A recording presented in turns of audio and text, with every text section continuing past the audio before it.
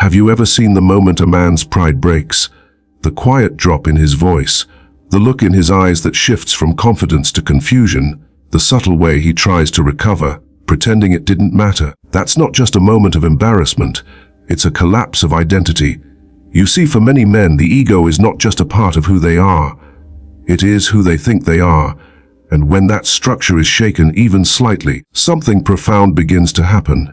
It's uncomfortable, it's raw, but it's also the beginning of awakening. Carl Jung once wrote that the ego is a small fragment of our consciousness, an illusion we create to survive in the world. For men, especially, this illusion becomes their armor. They wear it in every interaction, every decision, every attempt to appear in control. But the armor is heavy. It hides their soul.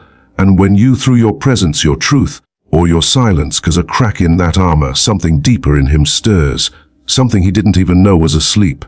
That stirring is the start of obsession, not the shallow kind that fades once desire is fulfilled, but the deep, haunting kind, the kind that draws him back to you in thought, in dreams, in quiet moments when he least expects it. Because it's not really you he's obsessed with. It's what you awakened within him. Jung said that every man carries within him the image of the eternal feminine, their anima. This inner feminine is not about gender or romance.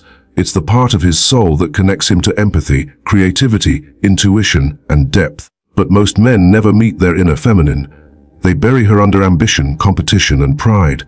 Until one day, a woman enters their life, not to flatter their ego, but to reflect their soul. She doesn't bow to their illusions. She doesn't chase their approval. She simply stands in her truth. And in that stillness, his ego feels both threatened and fascinated. That's the paradox of attraction Jung understood so well. A man doesn't fall for what he can easily control. He falls for what challenges him to grow.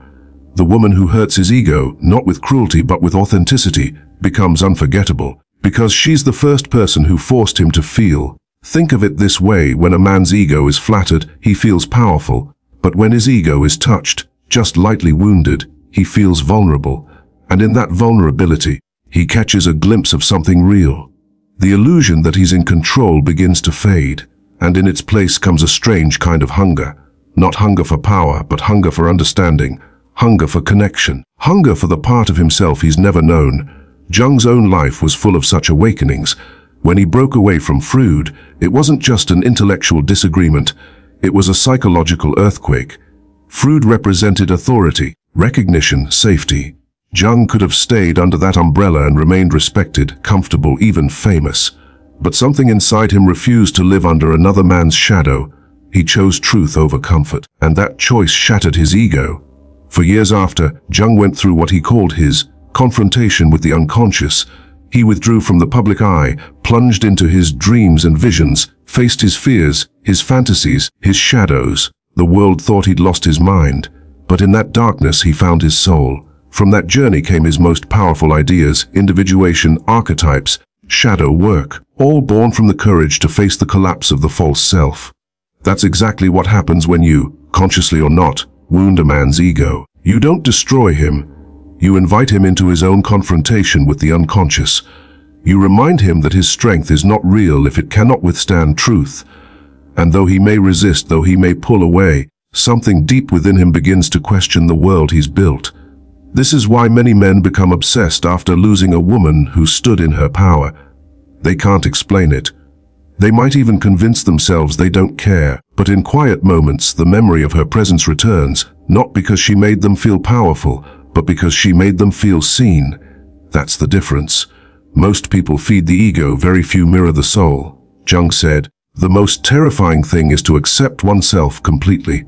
When a man meets a woman who embodies self-acceptance, who doesn't bend to gain love, he feels both drawn and terrified, because she represents freedom, and freedom is frightening to someone who still lives enslaved to image and pride. You don't have to do anything to make him obsessed. You only have to stop doing what others do, stop chasing, stop explaining, stop softening every truth to protect his comfort. When you withdraw your energy, your validation, your attention, you create space, and in that space, he feels the weight of his own emptiness. It's not cruelty, it's reflection. It's showing him the distance between his ego and his essence. Jung believed that relationships are psychological mirrors. Every connection reveals the parts of ourselves we've disowned. So when you hurt a man's ego, what you're really doing is reflecting the wound he's been avoiding. Maybe it's the wound of not being enough. Maybe it's the fear of rejection or of losing control. The moment you stop feeding his pride, he must face that wound directly, and that confrontation can either awaken him or break him. You've probably seen this happen before. A man who seems confident suddenly becomes distant or defensive when you set a boundary. He might accuse you of being cold, difficult, or ungrateful. But what's really happening is that his ego feels threatened. You've withdrawn the energy that kept his illusion alive. And yet, somewhere beneath his frustration, he feels respect, intrigue, even admiration, because the soul recognizes authenticity when it sees it. This is where many people make a mistake. They see his withdrawal and panic. They start to apologize, to chase, to comfort. But the moment you do that, the spell breaks. The mystery fades. His ego reclaims control. Jung would call this the regression to the persona, the return to the false mask, to maintain the energy of transformation. You must stay still, not cold, not cruel, just still. When a man feels your stillness, your absence of need, he senses something rare. Most people want something: validation, attention, reassurance. But you radiate self-trust. That energy confuses the ego but captivates the soul. He begins to think of you not as someone to conquer, but as someone to understand. And that shift changes everything. True obsession doesn't come from physical attraction alone. It's born from psychological depth, from polarity, from the tension between comfort and challenge, chaos and calm, distance and intimacy. Jung called this the union of opposites. When these opposites meet, both people are transformed. But it can't happen if one person always bends to the other. It requires friction, honesty, boundaries that sting but heal. Jung often spoke of the shadow, the hidden side of ourselves that holds everything we deny. Most men repress their shadow because it makes them feel weak. They bury their insecurities beneath confidence, their sensitivity beneath logic, their vulnerability beneath control. But a woman who isn't intimidated by those layers can awaken his shadow gently. Not through argument, but through authenticity. When she says no without guilt, when she chooses peace over drama, when she doesn't fight to prove her worth, those moments pierce his ego like arrows, but arrows of truth, not cruelty. And though his pride may bleed, his soul begins to breathe. That's the quiet miracle Jung tried to describe when he said, "Your vision will become clear only when you can look into your own heart." Who looks outside dreams, who looks inside awakes. When a man meets a woman who forces him to look inward, not through manipulation, but through example, she becomes unforgettable, because she becomes the catalyst for his awakening. You may not see the change immediately. He may withdraw, ghost you, act indifferent. But something deep in his psyche begins to shift. He starts questioning his choices. He remembers how he felt around you, both exposed and inspired. He starts to realize that what hurt him wasn't your rejection, but his own reflection. You showed him what he could be, but isn't yet. And that realization lingers. Over time, that memory grows heavier than any compliment, because it wasn't a wound, it was a mirror. Many women ask, should I hurt his ego on purpose? Should I make him jealous or distant to create attraction? The answer, from Jung's perspective, is no, because that's manipulation, and manipulation operates on the same level as the ego. It never reaches the soul. What truly awakens a man isn't the intention to hurt him, but the courage to be authentic. It's the quiet strength of a woman who refuses to betray her own truth for the sake of connection. Jung once said, "The privilege of a lifetime is to become who you truly are." When you embody that truth, you no longer attract men who seek to control or rescue you. You attract men who seek to understand you, because they sense that your power doesn't come from playing games. It comes from peace, from self-knowledge, from a deep connection to your own soul. In the end, the way to make a man obsessed isn't to chase, perform, or provoke. It's to be so grounded in your essence that his ego feels small in comparison, not because you diminish him, but because your presence reveals how much more he could be. And yet, here's the deeper truth Jung would whisper if he were alive today. Your purpose was never to make a man obsessed.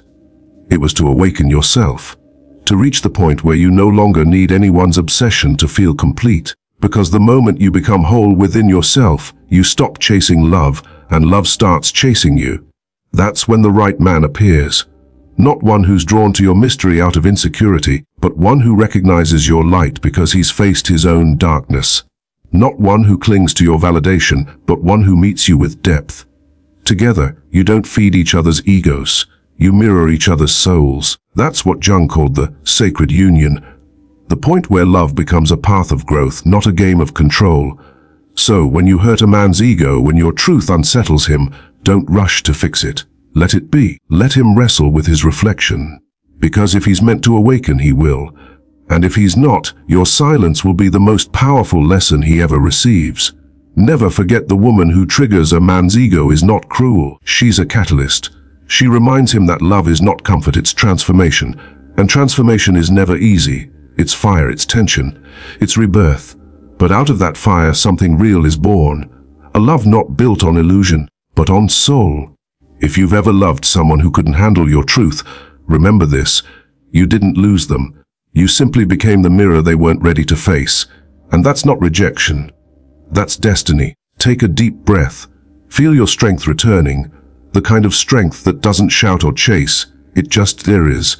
The strength of knowing that your value doesn't depend on who stays, but on who you've become. If this spoke to something deep within you, stay here. Subscribe for more reflections like this. Gentle, honest explorations into love, the psyche, and the soul through Carl Jung's timeless wisdom. And when you're ready, watch the next video about how your silence can speak louder than any words. Because sometimes silence isn't coldness, it's power, it's presence, and it's the beginning of someone else's awakening.